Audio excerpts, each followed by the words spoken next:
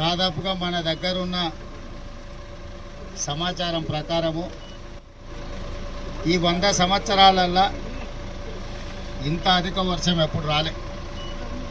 ఈ సందర్భంలో ప్రభుత్వం చేయగలిగిన సహకారమే కాదు, మీ స్థానిక శాసనసభ్యుడు మిత్రుడు మదన్ మోహన్ రావు గారు మీ కష్టం ఉన్నన్ని రోజులు మీతోనే ఉండి రాత్రి పగళ్ళు పనిచేసి మిమ్మల్ని ప్రాణ నష్టము ఆస్తి నష్టం జరగకుండా మీకు ఒక మనోధైర్యాన్ని ఇచ్చి వారు మిమ్మల్ని కాపాడుకున్నారు.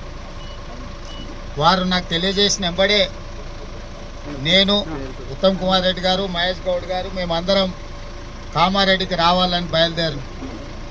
కానీ కామారెడ్డిలో ఉన్న వాతావరణ పరిస్థితులు మేము ఇక్కడ దిగలేని పరిస్థితుల్లో మెదక్ పోయి మెదక్లో కూర్చొని అక్కడ కలెక్టర్లతో మాట్లాడి అక్కడి నుంచే మళ్ళీ కామారెడ్డి కలెక్టర్తో మాట్లాడి ప్రాణ నష్టం పోయిన వాళ్లకు 5 లక్షల రూపాయలు, పశు సంపద కూడా నష్టపరిహారం ఇవ్వు, ఎంబడే రెవెన్యూ బృందాలను పంపించి ఎక్కడెక్కడైతే పంట మునిగిపోయిందో, నీట మునిగిపోయిందో, లేదా పంటల మీద ఇసుక మేటలు వేరినాయో, అదేవిధంగా రహదారులు కొట్టుకపోయి కొన్ని దగ్గర బ్రిడ్జ్లు కొట్టుకపోయినాయి, కొన్ని దగ్గర రోడ్లు కొట్టుకపోయినాయి.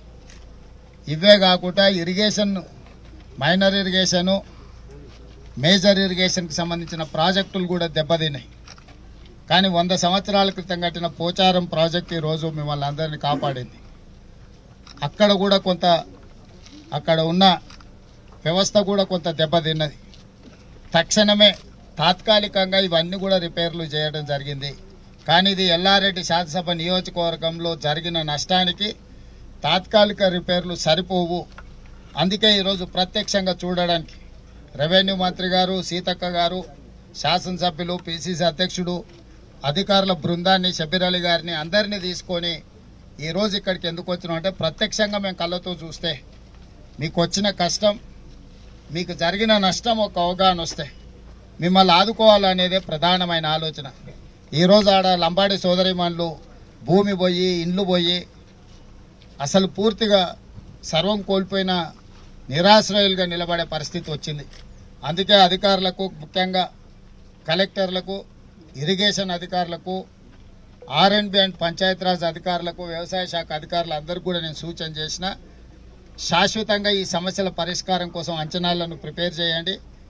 ఇసుక మేటలకు కూడా ప్రత్యేకంగా నిధులు ఇచ్చి మళ్ళీ వ్యవసాయ యోగ్యం అయ్యేటట్టుగా వాళ్లకు నిధులు ఇచ్చేటట్టు, మునిగిపోయిన పంటకు నష్టపరిహారం కూడా ఇచ్చేటట్టు, కొట్టుకపోయిన రోడ్లు, ప్రాజెక్టులను కూడా మళ్ళీ తిరిగి నిర్మించడానికి ఈరోజు అన్ని నిర్ణయాలు తీసుకుంటున్నాం.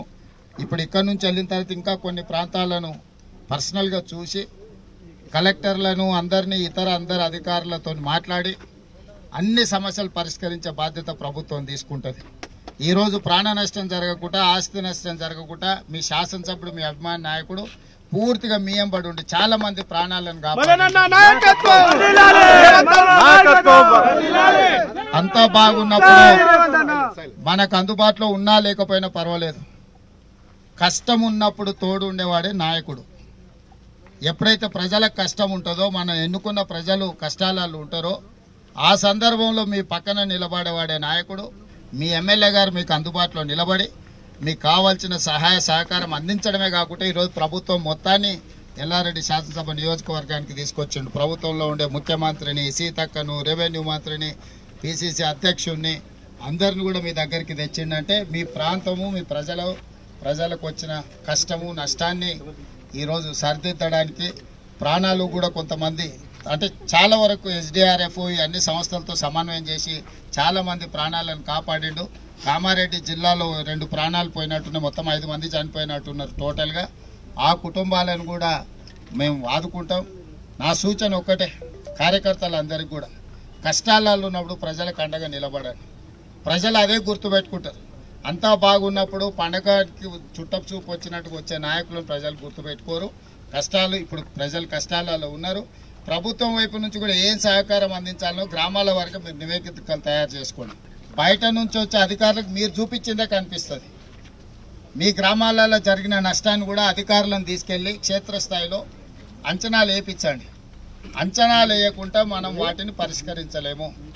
అందుకే వీడికి వచ్చిన స్థానిక నాయకత్వానికి నా సూచన ఒకటే, మీ గ్రామాలలో జరిగిన శాశ్వతమైన నష్టాన్ని అంచనా వేయించండి. వాటన్నిటిని రిపేర్ చేసి వాటిని బాగు చేపించి మిమ్మల్ని ఆదుకునే బాధ్యత ఈ ప్రభుత్వం తీసుకుంటుంది. ప్రభుత్వం మీకు అండగా ఉంటుందని తెలియజేయడానికి